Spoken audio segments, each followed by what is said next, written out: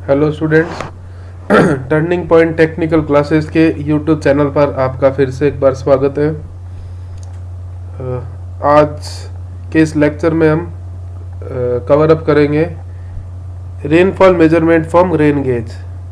देखिए, last class के अंदर हमने पढ़ा था थोड़ा सा कि रेनफॉल मेजरमेंट के डायरेक्ट तरीके कौन से होते हैं। तो कई तरीके मेथड थे, है ना। अब रेन गेज के बारे में पढ़ा था। रेन गेज क्या होते हैं, recording time, non recording time, क्या उनके मेथड्स है, ये सारी चीज़ें हमने लास्ट लेक्चर में कवर की थी। अब रेन गेज से कैसे कैलकुलेट किया जाता है एग्जैक्ट अमाउंट बारिश का या प्रेसिपिटेशन का, उसके बारे में आज थोड़ा सा डिटेल में चर्चा करेंगे। आज आप लोगों का वापस से शेड्यूल भी आ गया है। आप लोगों के एग्ज़ाम की डेट्स चेंज हो गई हैं, 6 दिसंबर हो गई है डिग्री डिप्लोमा दोनों की। तो 2 महीने के लगभग समय बच रहा है, तो अब टाइम है सीरियसली जगने का। तो शुरुआत करते हैं आज के हमारे इस लेक्चर के साथ, है ना। तो 2 मेथड लास्ट लेक्चर में छूट गए थे। जो डिजिटल मेथड है आजकल काफ़ी इस्तेमाल किए जा रहे हैं, उनके बारे में भी थोड़ी सी चर्चा करेंगे। देन स्टार्ट करेंगे हमारे नए टॉपिक के साथ। तो चलिए स्टार्ट करते हैं हम।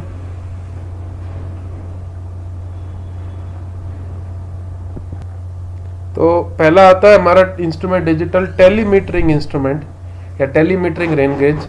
ये एक प्रकार का रिकॉर्डिंग टाइप रेन गेज है जो इलेक्ट्रिकल है, मतलब इलेक्ट्रिकली ऑपरेटेड है। और ये इलेक्ट्रॉनिक यूनिट्स को, जो रेनफॉल होती है उसको इलेक्ट्रिकली कन्वर्ट करता है। ये इलेक्ट्रॉनिकली ऑपरेट करता है, रेन को मेज़र करके उसके डाटा को इलेक्ट्रॉनिक यूनिट्स में कन्वर्ट करके जो नीचे इसका रिसीवर है वहाँ तक सेंड करता है, ठीक है। लेकिन इसकी भी कुछ लिमिटेशन है। ये रिमोट एरिया के लिए सूटेबल नहीं है, क्योंकि वेवलेंथ या फिर यूँ कह सकते हैं इलेक्ट्रॉनिक इंस्ट्रूमेंट की जो रेंज है वो रिमोट एरिया में सेट नहीं बैठती। कई प्रकार के आपको इलेक्ट्रॉनिक टावर्स या फिर यूँ कह सकते हैं सैटेलाइट वगैरह की रिक्वायरमेंट होती है। सैटेलाइट तो फिर मिल जाता है, इलेक्ट्रॉनिक इंस्ट्रूमेंट जैसे टावर वगैरह है, इनकी अवेलेबिलिटी जो है आपकी रिमोट एरियाज़ में थोड़ी कम रहती है। इसलिए रिमोट एरियाज यानी ऐसे निर्जन स्थान है वहाँ पर ये कम इस्तेमाल होता है, ठीक है। नेक्स्ट आता है जो वेस्टर्न कंट्रीज के अंदर आजकल काफ़ी पॉपुलर है, वो है आपका रडार टेक्नोलॉजी। इसकी मदद से किसी भी एरियल विस्तार में, यानी कोई भी एरिया में बारिश की लोकेशन, तूफान की मूवमेंट तथा एक बहुत बड़े एरिया में बारिश की जो संभावना होती है उसको रडार की मदद से बताता है। विशेषकर यूएसए जैसी कंट्री जहाँ पे चक्रवात बहुत ज़्यादा आते हैं, या फिर हमारे जो तटीय इलाके हैं वहाँ पे चक्रवात आने की संभावना काफ़ी रहती है। अब क्यों आते हैं चक्रवात, ये मैंने आपको बताया था। जब कर्क रेखा से ऊपर की हवाएं जब चलती है ऊपर की तरफ, और आर्कटिक से जो हवाएं चलती है ठंडी, दोनों आपस में टकराती है तो तूफान की संभावना बनती है। तो कुछ ऐसी स्थिति में हमें बारिश की एक्चुअल उसकी फ्रीक्वेंसी और वो कब आने वाली है उसका पता, सही से अनुमान लगाना बहुत ज़रूरी है, क्योंकि इससे काफ़ी हद तक जान माल के नुकसान से बचा जा सकता है। तो ये रडार टेक्नोलॉजी वहाँ पे बहुत हेल्पफुल होती है। रडार की मदद से आपको लोकेशन बता देती है कि कब, किस स्थान पर और किस समय कितनी फ्रीक्वेंसी के साथ बारिश आने की संभावना है। इसकी जो वेवलेंथ रेंज है 3 सेंटीमीटर से 10 सेंटीमीटर के बीच होती है। तेज बारिश में 10 सेंटीमीटर वेवलेंथ को यूज़ किया जाता है, और हल्की बारिश या स्नोफॉल में 3 सेंटीमीटर वेवलेंथ का इस्तेमाल किया जाता है। इसकी एक्यूरेसी काफ़ी हद तक सही होती है, ठीक है। वेवलेंथ क्या होती है, यानी ये वेव को स्कैटर करती है, रडार छोड़ता है एक वेव को, और उस 3-10 सेंटीमीटर की हाइट पे जो भी बारिश या इंटेंसिटी है, उसकी रेनफॉल है, इंटेंसिटी है, उसको वो मेज़र कर लेता है, ठीक है। काफ़ी एक्यूरेट मेथड है। ये बड़े एरिया में इसका सर्वाधिक इस्तेमाल किया जा सकता है, यानी बहुत बड़े एरिया में बारिश हो रही है, नॉर्मल मेथड से इसको कैलकुलेट करना थोड़ा मुश्किल है, तो वहाँ पे बेस्ट मेथड है। बस ये थोड़ा कॉस्टली है, एक्सपेंसिव है, इसलिए भारत जैसे विकासशील देशों में नाम मात्र रडार टेक्नोलॉजी से आपकी रेनफॉल का मेजरमेंट किया जाता है। अब आता है कि density of rain gauge. Rain gauge density मतलब किसी पर्टिकुलर एरिया के अंदर कितने नंबर रेन गेज हमें इंस्टॉल करने पड़ते हैं, जो भी हमने पढ़े रिकॉर्डिंग टाइप और नॉन रिकॉर्डिंग टाइप, कितने नंबर में उनको लगाने चाहिए ताकि हमें सही अंदाजा लग जाए बारिश का, या सही अनुमान लग जाए कि कितनी बारिश इस पर्टिकुलर एरिया पर किसी पर्टिकुलर सीजन में हुई है। तो WMO वर्ल्ड मीटेरोलॉजिकल ऑर्गेनाइजेशन यानी विश्व मौसम विभाग के अनुसार रेन गेज की डेंसिटी निम्नलिखित प्रकार से होनी चाहिए। ठीक है, तो इन्होंने रेन गेज के हिसाब से 3 एरियाज में बांट दिया है, प्लेन रीजन, पहाड़ी इलाका और ध्रुवीय रेगिस्तानी एरिया। देखिए, प्लेन रीजन या फ्लैट एरिया होता है जहाँ पे ट्रॉपिकल और मेडिटेरियन जोन पाया जाता है। मेडिटेरियन यानी थोड़ी जहाँ पे शहरी विकास भी हुआ हो और कुछ अमाउंट में पेड़ पौधे भी उपलब्ध हो, तो ऐसे जगह पर प्रति 600 से 900 स्क्वायर किलोमीटर के बीच में एक रेन गेज होना चाहिए, ऐसा WMO का कहना है। पहाड़ी एरिया जहाँ पे बारिश मैदानी इलाकों की तुलना में थोड़ी ज़्यादा होती है, तो वहाँ पर प्रत्येक 100 से 250 किलोमीटर के बीच में एक रेन गेज होना चाहिए।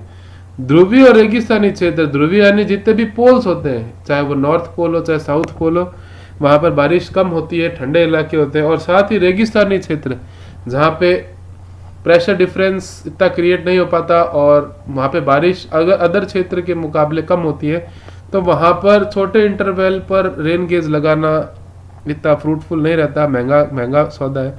इसलिए 500 से 10,000 किलोमीटर के बीच में एक स्टेशन आपका रेन गेज का ऐसे इलाकों में होना चाहिए। ये वर्ल्ड मीटेरोलॉजिकल ऑर्गेनाइजेशन WMO का एक रिकमेंडेशन है। लेकिन भारत की बात करें तो भारत में प्लेन रीजन में 520 किलोमीटर स्क्वायर किलोमीटर पर एक रेन गेज है। ये याद रखना है वैल्यू, ये ऑब्जेक्टिव में कई बार पूछी जा सकती है। प्लेन रीजन में 520 किलोमीटर पे यानी मैदानी इलाकों में 520 किलोमीटर स्क्वायर पर एक रेन गेज मौजूद होना चाहिए। IS रिकमेंडेशन का रिकमेंडेशन है, यानी उनके निर्देश है, होना चाहिए। वास्तविकता में है या नहीं है उसके बारे में चर्चा करेंगे। हिली और माउंटेन रीजन के अंदर 130 किलोमीटर स्क्वायर मीटर पर किलोमीटर पर एक रेन गेज होना चाहिए। लेकिन वास्तविकता की बात करें तो भारत की स्थिति बदतर है और प्रत्येक 600 किलोमीटर स्क्वायर पर एक रेन गेज, यानी प्लेन हो चाहे हिली रीजन हो, रेगिस्तान का तो मतलब ही नहीं है। यहाँ पे वास्तविकता में प्रत्येक 600 किलोमीटर स्क्वायर पर एक रेन गेज भारत में उपलब्ध है, जो कि काफी कम है। दुनिया में बात करें सर्वाधिक रेन गेज की, तो उसमें नंबर 1 आता है इजराइल, जिसके हर 1000 किलोमीटर के ऊपर 37 स्टेशन है। और अगर मैं अपना कन्वर्ट करना चाहूँ, 600 के ऊपर एक है तो 1000 में कितना होगा, तो लगभग 1.6 स्टेशन आता है 1000 किलोमीटर स्क्वायर पर। तो इजराइल की तुलना में काफी कम है। ठीक है, अब ये तो होगी थ्योरेटिकल एस्पेक्ट। अब वास्तविकता में आपको कैलकुलेट करना हो कि किसी पर्टिकुलर एरिया में कितने number of rain gauge install करने चाहिए, चाहे वो रिकॉर्डिंग टाइप हो या नॉन रिकॉर्डिंग टाइप हो, तो उसके कुछ मेथड है optimum number of rain gauge के, जो कि इस प्रकार से है। Optimum number of rain gauge को निकालने का एक आपको रिलेशन दिख रहा होगा। बहुत बार ये क्वेश्चन आता है, छोटा सा ऑब्जेक्टिव आ जाता है इससे रिलेटेड, डायरेक्टली आपको वैल्यू बेस्ड न्यूमेरिकल ऑब्जेक्टिव में इससे मिल सकता है ना। और इसमें जो रेनफॉल डाटा है वो मैक्सिमम अलाउएबल एरर के ऊपर डिपेंड करके कैलकुलेट की जाती है, यानी एरर से आप निकालते हो कि कितनी यहाँ पर रेन गेज की रिक्वायरमेंट है। यहाँ पर फॉर्मूला आप देख सकते हैं, n = CV/ε का होल स्क्वायर। n क्या है, optimum number of rain gauge. Optimum मतलब कम से कम कितने होने चाहिए। एप्सिलॉन यहाँ पर अलाउड परसेंटेज एरिया को रिप्रेजेंट कर रहा है। CV क्या है, कोफिशिएंट ऑफ वेरिएशन, यानी कहाँ पर वेरिएशन आ सकता है।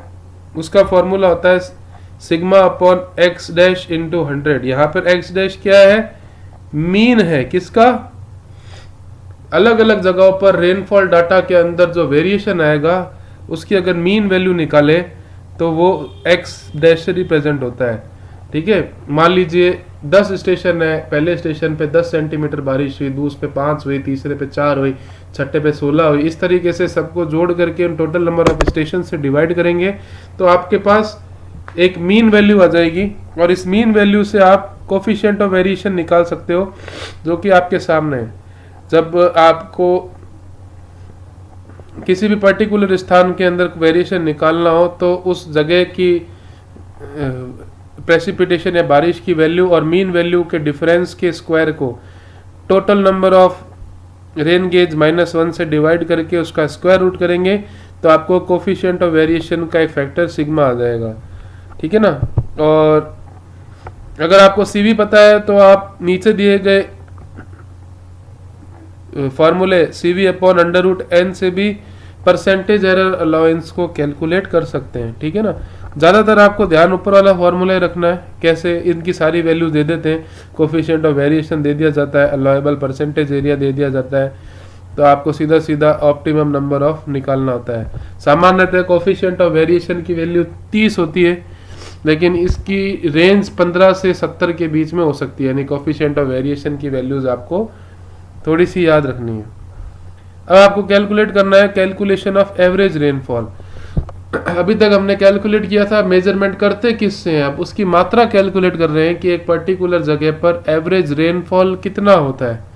तो किसी कैचमेंट एरिया जहां पर आप बारिश को कैलकुलेट कर रहे हो, या आपने रेन गेज स्टेशन स्टैब्लिश किए हैं अपने, और वहां पर आपको रेनफॉल का मेजरमेंट करना हो, तो 3 तरीके के मेथड है जो सबसे ज़्यादा इस्तेमाल किए जाते हैं। उनमें number 1 method arithmetical mean method. सबको पता है क्या होता है अरिथमेटिक मीन। मान लीजिए आपने n number of stations establish किए हैं किसी कैचमेंट एरिया में, तो हर एक स्टेशन पर जो रेनफॉल रिकॉर्ड हुआ है उन सबको समेशन करके टोटल नंबर ऑफ स्टेशन से डिवाइड कर देंगे, तो आपके पास एक एवरेज या अप्रॉक्सीमेट रेनफॉल की वैल्यू आ जाएगी कि इस यहाँ पर इतनी वैल्यू हो गई, ठीक है ना। अब इस मेथड का इस्तेमाल तभी करना चाहिए जब आपका रेनफॉल यूनिफॉर्मली डिस्ट्रीब्यूटेड हो और कैचमेंट एरिया बहुत ज़्यादा बड़ा ना हो। बहुत ज़्यादा बड़ा होगा तो वैल्यू सही नहीं आएगी, ठीक है ना, तो वहां पे प्रॉब्लम हो सकती है। थीसन पॉलीगन मेथड काफ़ी अच्छा मेथड है। इसे वेटेड एरिया मेथड भी कहता है, यानी वेटेज का मतलब ये नहीं कि वजन कैलकुलेट करेंगे। इसको उदाहरण से समझते हैं। सपोज कीजिए मैंने 5 जगह अपने रेन गेज स्टेशन इस्टेब्लिश किए। 1 नंबर पर सबसे कम बारिश हुई, 2 पे थोड़ी ज़्यादा हुई, 3 पर सबसे ज़्यादा बारिश हुई, चौथे पे उससे कम, 5वें पे एवरेज बारिश हुई। तो इनमें से सब में से सबसे ज़्यादा वेटेज किसको मिलना चाहिए था? 3 नंबर वाले रेन गेज को। तो उसके वेटेज को दर्शाने के लिए जो मेथड है वो थीसन पॉलीगन मेथड है, यानी जिस एरिया पर बारिश ज़्यादा हो रही है वो भी ये मेथड बता देता है। तो ये अरिथमेटिक मेथड से ज़्यादा बढ़िया है, अप्रोक्सीमेट तो नहीं कहेंगे, ज़्यादा अच्छी डिटेल्स आपको देता है। इसके अंदर एवरेज रेनफॉल निकालने का मेथड वही जैसे आप मोमेंट ऑफ इनर्शिया निकालते हैं, P1A1 plus P2A2 plus P3A3 plus PNAN upon A1 A2 A3 plus AN, यानी P1 क्या है precipitation of 1 number area, A1 क्या है प्रेसिपिटेशन ऑफ 1 नंबर एरिया, ठीक है ना, और एरिया ऑफ 1 नंबर एरिया। तो आप इसको इस तरीके से भी लिख सकते हो, और ये पूरा कंबाइंडली वेटेज फैक्टर कहलाता है, ठीक है। ये लार्ज एरिया और नॉन यूनिफॉर्म डिस्ट्रीब्यूटेड रेनफॉल के लिए भी इम्पोर्टेंट है, क्योंकि इसके अंदर हम एरिया कांस्टेंट लेके नहीं चल रहे, अलग अलग एरिया के अलग अलग rainfall measurement according to intensity आप कैलकुलेट अलग अलग कर सकते हैं। तो ये थोड़ा सा बेटर मेथड है। इसमें एरिया को कैलकुलेट करना, हालांकि ऑब्जेक्टिव में इसका क्वेश्चन नहीं आता है, सब्जेक्टिव जो पेपर कभी भी होगा तो वहाँ पर इसके क्वेश्चन आने के चांसेस ज़्यादा रहते हैं। इसमें क्या करते हैं, जो भी कैचमेंट एरिया है या जहाँ पे आपने रेन गेज स्टेशन को एस्टेब्लिश किया है, उनको आपस में लाइनें खींच के एक ट्रायंगुलर नेटवर्क बना लेते हैं, और उस प्रत्येक ट्रायंगल का बाइसेक्टर यानी एक विभाजक इस प्रकार से ड्रॉ करते हैं कि उसका एरिया कैलकुलेट हो जाए, यानी परपेंडिकुलर मिल जाए। तो हम half into base into height करके उस पर्टिकुलर एरिया का एरिया कैलकुलेट कर लेंगे, और हमें एरिया मिल जाएगा हर रेंज गेज स्टेशन का, ठीक है। नेक्स्ट मेथड सबसे अच्छा मेथड कह सकते हो आप, बेस्ट मेथड है। ये मेथड क्या हमने सॉइल इंजीनियरिंग पढ़ी थी, उसमें एक आइसो बार डायग्राम पढ़ा था, कुछ वैसा ही है। आइसो हाइट क्या एक लाइन होती है जो उन पॉइंट्स को जोड़ने से बनती है जो किसी एक एरिया कैचमेंट एरिया में इक्वल रेनफॉल को रिप्रेजेंट करे, यानी आपने एक पर्टिकुलर एक बहुत बड़ा कैचमेंट एरिया कंसिडर कर लिया और वहां पर रेन गेज स्टेब्लिश कर दिए। जिन एरियाज के ऊपर या जिन पॉइंट्स या जिन रेन गेज के ऊपर इक्वल रेनफॉल होगी उन सबको जोड़ के एक कंटूर बना देगा और उन कंटूर ग्रिड के ऊपर हम जो हमारा एवरेज फार्मूला है उसको अप्लाई करके रेन गेज या रेन को मेजरमेंट कर सकते हैं। ठीक है, तो ये मेथड अन्य दो मेथड्स की तुलना में सुपीरियर है। अब आपके सामने देखिए कोई भी एरिया है A1 A2 और लास्ट में AN, उससे पहले वाला एरिया AN-1 और AN-1 से पहले वाला एरिया AN-2, उन सब के ऊपर P1 P2 PN PN-1 PN-2 है ना, आपके रेन गेज को दर्शा रहा है। अब ये N से कंफ्यूज होने की जरूरत नहीं है। N क्या है? लास्ट एरिया है, लास्ट एरिया है जहाँ पे प्रेसिपिटेशन Pn हो रहा है, तो उससे जस्ट पहले वाले एरिया में कितना प्रेसिपिटेशन हो रहा है? Pn-1, और वो एरिया क्या कहलाएगा? An-1। An-1 से जस्ट पहले वाला एरिया कौन सा है? An-2, और वहाँ पे प्रेसिपिटेशन यानी बारिश कितनी हो रही है? Pn-2, ये उसको दर्शा रहा है। तो ये इसको लिखने का तरीका है, कोई नई चीज नहीं है, घबराने की जरूरत नहीं है। ये सब कैलकुलेट करके नीचे आपको फार्मूला दिख रहा है, इसमें जैसे ही अप्लाई करोगे आप एक एवरेज रेनफॉल मेथड को कैलकुलेट या एवरेज रेनफॉल को आप मेजर आसानी से कर सकते हो। सबसे ज़्यादा इस्तेमाल होने वाला मेथड है।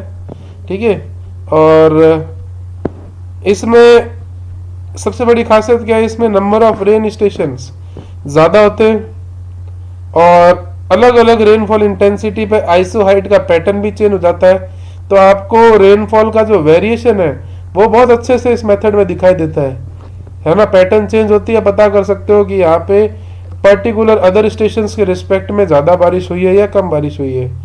इसे आप इसकी बस 2-3 खामियां भी है। एक तो इसमें टाइम बहुत लगता है, टाइम कंज्यूमिंग है क्योंकि ग्राफिकल मेथड है ना, टाइम लगता है। आइसो हाइट्स को ड्रॉ करना एक अपने आप में बड़ा काम है। ठीक है, सेकंड, इसमें ऑपरेट करने के लिए टेक्निकल सुपरवाइजर यानी कम स्किल्ड वर्कर या स्किल्ड ऐसा आदमी चाहिए जो इन आइसो हाइट्स को आसानी से ड्रॉ करे, ऐसा आदमी चाहिए। ठीक है, तो ये है आपका आइसो हाइटल मेथड। तो इससे ऑब्जेक्टिव क्वेश्चन क्या बनता है कि इनमें से कौन सा मेथड एवरेज रेनफॉल का नहीं है, तो ये 3 नाम दे देंगे, कोई चौथा नाम दे देंगे तो वो उसका नहीं मेथड होगा। इस तरीके के क्वेश्चन आपके छोटे मोटे बन सकते हैं इरिगेशन हाइड्रोलॉजी से सॉरी। अब आपके हाइड्रोलॉजी के अंदर 2 बड़े टॉपिक बचते हैं, एक तो मिसिंग रेनफॉल डाटा का और आपका प्रेसिपिटेशन लॉसेस का। आपका हाइड्रोलॉजी खत्म हो जाएगा, आप यूँ कह सकते हैं आपका इरिगेशन का एक बहुत बड़ा हिस्सा खत्म हो जाएगा। 2 लेक्चर और है आपका इरिगेशन में कंप्लीट कर दूंगा। ठीक है, और नेक्स्ट लेक्चर में हम पढ़ेंगे मिसिंग रेनफॉल डाटा के बारे में और कौन कौन से तरीके हैं, इवेपोरेशन, ट्रांसपिरेशन और लॉसेस है। आपके कोर्स में 2 ही हैं, इवेपोरेशन और ट्रांसपिरेशन। इनको थोड़ा अच्छे से कवर अप करके हमारे हाइड्रोलॉजी सब्जेक्ट को भी कंप्लीट करेंगे। एक इसमें टॉपिक है वियर एंड इट्स कैलकुलेशन।